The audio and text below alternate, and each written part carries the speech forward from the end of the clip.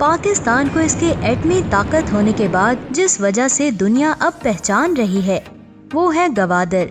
गवादर का कस्बा 1958 तक छोटी सी हमसाया खलीजी रियासत मस्कत के कब्जा में था। मस्कत, जिसका नाम सल्तनतुल ओमान है, इसने अपनी मुआशी परेशानियों के बायस गवादर को भारत के हाथ फरोख्त करने का मंसूबा बनाया। हुकूमत पाकिस्तान को मुंबई में इनके मेजबान मुसलमान ताजरों की वसातत से इस सौदे के बारे में इल्म हुआ तो पाकिस्तान की उस वक्त की हुकूमत ने, जिसके वजीर आजम फिरोज खान नून थे, किसी तसाहल से काम लिए बगैर फौरी तौर पर भारत से ज्यादा कीमत अदा करके गवादर को खरीद लिया। इस तरह 1958 में गवादर पाकिस्तान का हिस्सा बना। गवादर की फरोख्त के वक्त मस्कत और पाकिस्तान की हुकूमतों के दरमियान ये तय पाया कि गवादर के बाशिंदों को बैक वक्त दोनों मुमालिक की शहरियत हासिल होगी। अलबत्ता 1985 के बाद पैदा होने वाले सिर्फ पाकिस्तान के शहरी तसव्वुर होंगे। इस मुआहदे के तहत आज भी सल्तनत ओमान में गवादर के बाशिंदों को शहरी हुकूक हासिल हैं। इनकी एक कसीर तादाद सल्तनत ओमान की फौज और दीगर महकमों में मुलाजिम है और बहुत से बलोच बाशिंदे ओमान में कारोबार भी करते हैं।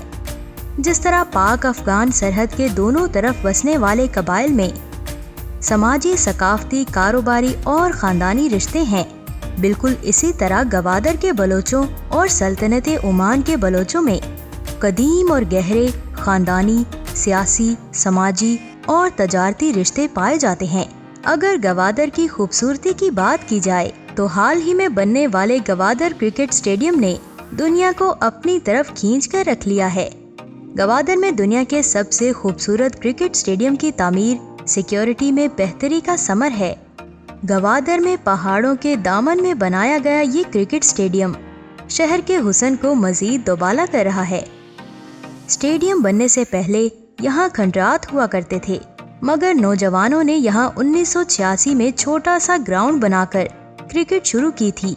जैसे जैसे गवादर शहर तरक्की की मंजिलें तय करता गया, इस जगह ने कच्चे मैदान से मुकम्मल स्टेडियम की शक्ल इख्तियार कर ली। अब गवादर के लोगों की ख्वाहिश है कि यहाँ भी PSL के मैचेस करवाए जाएं, ताकि लोगों को इंटरनेशनल लेवल के क्रिकेट मैचेस देखने को मिलें।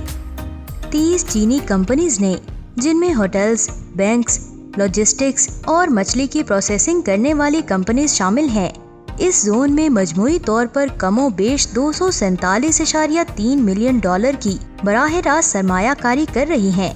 ये कंपनीज पूरी तरह काम शुरू करने के बाद सालाना $790.5 मिलियन मालियत का कारोबार करेंगी।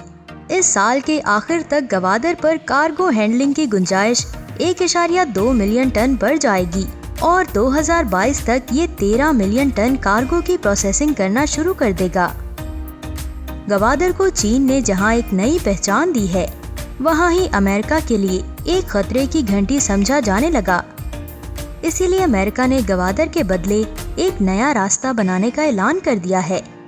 चीन इस वक्त मिडल ईस्ट से तेल की सप्लाई के जरिए बना रहा है, लेकिन वहां पर अमेरिका ने चीन को रोकने के लिए तैयारी पूरी कर ली है। इसीलिए चीन के लिए गवादर रीढ़ की हड्डी की तरह बन चुका है।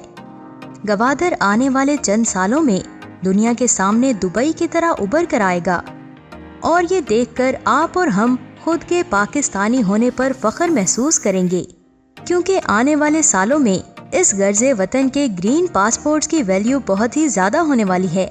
जी तो प्यारे दोस्तों, आज के लिए सिर्फ इतना ही। आप लोगों का इस वीडियो के बारे में क्या कहना है?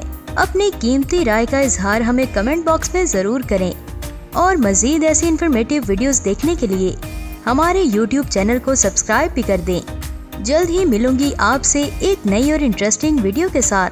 तब तक मुझे दें इजाजत। अल्लाह हाफिज।